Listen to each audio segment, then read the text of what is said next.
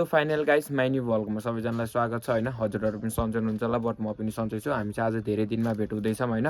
म चाहिँ आज चाहिँ घाँस काट्नको लागि हिँड्दै छु, किनकि अब भ्लग बनाउनको लागि पनि टाइम पाएको छैन नि त। अब एक्जाम परिरहेको छ, त्यही भएर एक्जामले गर्दा चाहिँ मैले भ्लगहरु पनि सुट गर्न पाएको छैन। तर आज चाहिँ मेरो चाहिँ छुट्टी थियो नि त, त्यही भएर भ्लगहरु सुट गर्न पाएको छु। अनि चाहिँ म चाहिँ हैसा लिएर चाहिँ घाँस झार्नको लागि हिँड्दै छु हैन। अब घाँस चाहिँ अब कता पाइन्छ थाहा छैन के। अनि यहाँ चाहिँ फोर्साहरु झार्न भन्नुभएको थियो। अब रुख चढ्ने भने लोटिन्छ कि भन्ने डर के। यहाँ न पुरै झारिसक्यो, सजिला बुटाहरु त पुरै झारिसक्यो हैन। यो चाहिँ मेरो बारी हो हैन, देख्न सक्नुहुन्छ। अनि चाहिँ यता चाहिँ मोटर बाटो छ, तर यसलाई कसैले मोटर बाटो चाहिँ भन्दैन के। खासै राम्रो पनि छैन। आज चाहिँ म चाहिँ बारीमा चाहिँ धेरै दिनपछि आएँ हैन। आज चाहिँ धेरै टाढा भ्लग सुट गर्न पनि जान पाइएन। अनि घाम पनि लागिरहेको छ, अघिसम्म पानी परिरहेको थियो, अलि चाहिँ घाम लागेको छ के चर्को नचर्को, त्यही भएर अलि क्यामेरा पनि ब्लरहरू आइदिरहेको होला। अनि चाहिँ म चाहिँ आज बारीमा पनि यसो हिँड्दैछु कि आज बारीको माहौल कस्तो रहेछ भनेर पनि बुझ्दैछु। अब इक्जाम थियो नि त, त्यही भएर चाहिँ रुमभित्र पस्यो अनि इक्जाम दिन जाने बेला चाहिँ बाहिर निस्कियो अनि गयो हो के। त्यही भएर चाहिँ आज हेर्न आउँदैछु बारीमा कस्तो छ हैन। हेरमै त गाइज। अनि यहाँ चाहिँ हेर्न देख्न सक्नुहुन्छ पुरै यस्तो यो के भन्छ कि यसलाई धनिया फुलेर हेर्नु यस्तो दामी भएको छ नि फेरि बारीमा हैन। अनि वहाँ पारी चाहिँ वहाँ देख्न सक्नुहुन्छ, वहाँ मेवा पनि फलिरहेको छ। आज चाहिँ मैले एउटा खाइसकेको हो कि मेवा चाहिँ बिहान उठेर। अनि यहाँ हेर्नु, यहाँ चाहिँ पुरै पर्दाहरू लाएर यस्तो दामी बनाउनु भएको छ। अनि त्यता चाहिँ लसुनहरू पनि रोपिदिएको रहेछ क्या। त्यहाँभित्र चाहिँ मम्मी हैन, म मात्र हो कि अल्छी चाहिँ मम्मीहरूले चाहिँ किन मिहिनेत गरिरहनुहुन्छ हैन। घर बस्नुहुन्छ नि त, त्यही भएर हल्का मिहिनेत पनि गर्नु पर्यो हैन। अनि मेरो चाहिँ एक्जाम परेको छ अनि पढ्न पनि पर्यो, त्यही भएर चाहिँ मैले खासै घरको काम पनि गर्न पाउँदैन। अनि म चाहिँ बारीमा चाहिँ अब खासै आइरहन पनि अलि इन्ट्रेस्ट लाग्दैन कि। अब बारीमा केही काम पनि छैन हैन अलिको सिजनमा चाहिँ, त्यही भएर चाहिँ बारीमा चाहिँ खासै आउन पाउँदैन कि। हेर्नु पुरै बारी चाहिँ पुरै सुकिसक्यो हो। आज चाहिँ थोरै पानी आएको थियो। यो सुन्तला चाहिँ मैले रोपेको कति भएको नि 1 वर्ष जति हुन लाग्यो क्या रोपेको थिएँ। यो चाहिँ गोठ हैन, यो चाहिँ मेरो घर देख्न सक्नुहुन्छ। यहाँ चाहिँ कति नै रागो आउने चाहिँ के बाटो छिकेर राखेको के। मैले केही चोर्न त आउँदिनँ हैन। के छ र चोर्नको लागि बारीमा धनिया खाम पनि अब भैँसी हैन, काँचो धनिया खानु पनि भएन, पकाएर खानु पर्यो। अनि चाहिँ बारी चाहिँ जे होस् राम्रो रहेछ क्या। मिहिनेत चाहिँ बबाल गर्नुहुन्छ क्या हाम्रो मम्मीले चाहिँ। अनि यहाँ हेर्न सुन्तलाको लागि त्यस्तो बचाउनु भएको छ कि अब यो खाने चाहिँ कहिले हो कहिले। अब यस्तो माहौल चाहिँ बबाल छ कि। फेरि अलि चाहिँ यहाँ निम्बु पनि फलिरहेको रहेछ कि। निम्बु भन्छ कि के भन्छ, निम्बु नै भन्छ। निम्बु पनि फलिरहेको छ। हेर्नु कत्रा गेडा छन्। ओहो बल्ल यत्रो गेडा भइसकेछ हैन। यो त बबाल छ नि त। फेरि हेर्न यताहरू पनि छ। अनि यहाँ चाहिँ के भन्छ गरे यसलाई पुदिना पनि रहेछ। अनि चाहिँ यता चाहिँ साग चाहिँ मैले खादिनँ कि, मलाई इन्ट्रेस्ट छैन साग खानको लागि चाहिँ। अनि चाहिँ यहाँ धनिया चाहिँ हेर्नु यस्तो राम्रो भएको छ हैन। यदि मैले धनियाको केही बनाएर खान मिल्ने भए त मैले पुरै सबै खानिदिन्छु, बेचिदिन्छु मैले त।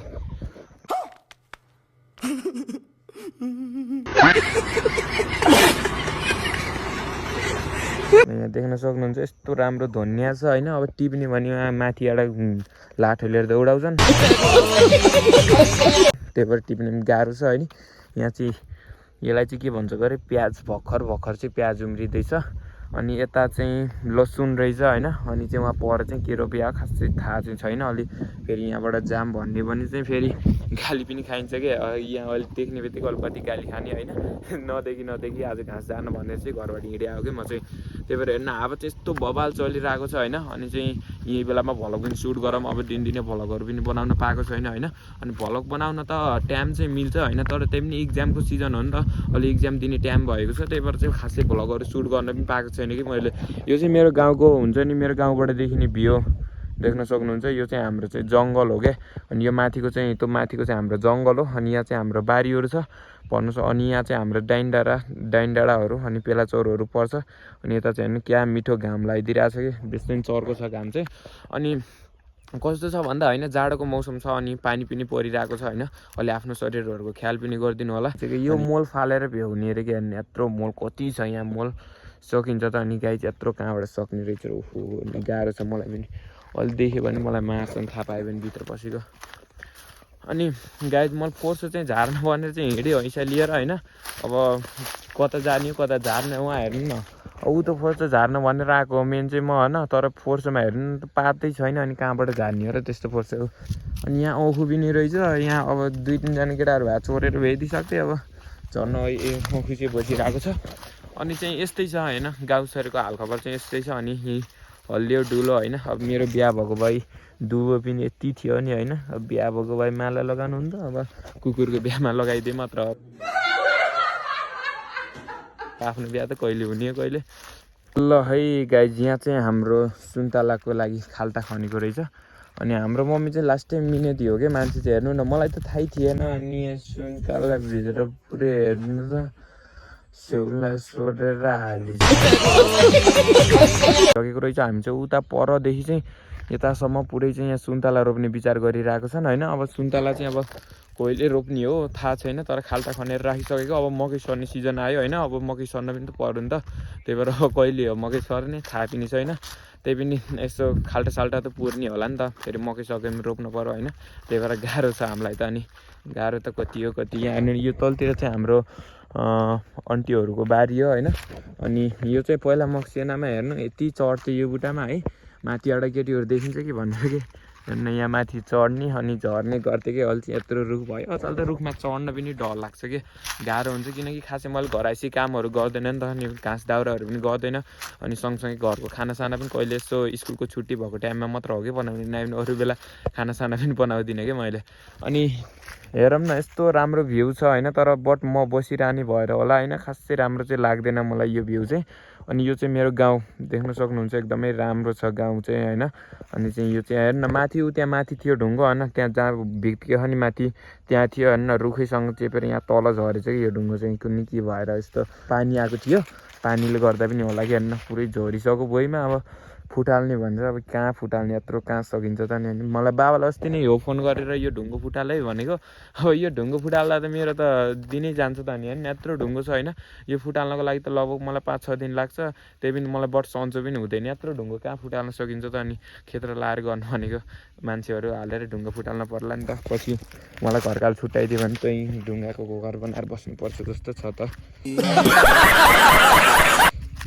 ल हेर्नु अस्ति डोजर लिएर खाल्टो खन्यो, आएर यत्रा खाल्टा खनेर सुन्तला रोप्ने कहिले हो। यो बाटोमा त मैले क्रस फायर लिएरै छोड्छु कि, क्रस फायर नभए पनि गाडा भए पनि लिएर छोड्छु त हुन्छ नि, काठको पाङ्रावालाको कि हो त गाडा भए पनि लिएर छाड्छु त कि मैले त। सोच छ यार के हो यो घर हेर्नु न, यहीँ माथि घर हो। अब मान्छेले आउनेले पनि चिन्दैन हो, सब किमुका रुखले हेर्नु न घरै ढाक्दैछ त। अनि कहाँबाट चिन्ने रहेछ र। अनि घरलाई साडी पनि त रहेछ क्या लगाइदिएको। के बोले भाइ, अब के बोले अरू पनि फल्न लगाइसकेको छ, आफूले एउटा गेडो खानु पाइने होइन। सब स्कुल जाने केटाकेटीहरूले सँगै खाइदिन्छ क्या पुरै। कम बाठा छन् ओहो नि पर कति बाठा छन्। यहाँ चाहिँ एउटा बारीको धरी यहाँ एउटा केराको यत्रो बुट रोक्नुपर्छ त, अर्को दिन हेर्न जाने नि हुन्न, बुटै उखालेर खाइदिन्छन्। ल गाइस अब चाहिँ मैले डिसाइड गरेँ है, फोर्सो चाहिँ यहीँ झार्नु पर्ने भयो कि। हेर्नु नि यस्तो भयो भने फोर्सो त मैले यहीँ झारिदिन्छु ल, आज जे परे परोस्। सो गाइज ल यहाँ मासतिर पनि घाँस झार्दै हुनुहुन्छ दुईजनाले, अनि म पनि रुखमै छु है। ल घाँस चाहिँ यति झारेँ होइन, अनि रुख चाहिँ यहाँ झारेँ। यहाँ चाहिँ करेन्ट थियो क्या, झन्नै मारेन तपाईँको बाजे। हेर्न तार यहीँ छ, यहीँको झारिदियो कि कति नराम्रो करेन्ट लाग्यो। अनि यहाँ तल चाहिँ झारेँ हेर्नु यस्तोमा टेकेर बसिरहेको छु। ल गाइज म चाहिँ रुखबाट पनि झरिसकेँ होइन, रुख चाहिँ यहीँ थियो, थोरै झारेँ अनि करेन्ट लाग्यो क्या, अनि त्यही भएर छोडिदिएँ। अनि ल घाँस चाहिँ मैले यति झारेँ क्या, यहीँ माथि हो क्या झारेँ, कति नराम्रो करेन्ट लाग्यो। हेर्नु गाइज घाँस चाहिँ मैले यति झारेँ होइन। अब हेर्नु त बाख्राले हेर्नु नपारेर कस्तरी हेरेछ, खाला चाहिँ गरेर घाँस काटेर कस्तिर ल्याइदेला र खाम्ला भनी होला, त्यसका छाला काटिनु भन्ने।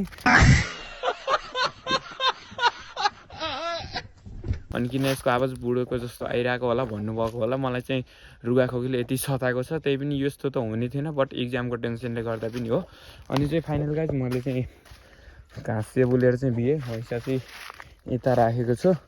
अब हैसा लिएर जानु पऱ्यो, घाँस चाहिँ यति हो है। ल घाँस चाहिँ लिएर आइसकेँ मैले। यिनी चाहिँ हाम्रो बाख्राहरू छ होइन, अनि यो चाहिँ बाख्राहरू। अनि यता हेर्नु भैँसीहरू कि यिनी चाहिँ हेर्न खाना लाखा लाखा तैँले खान्छस्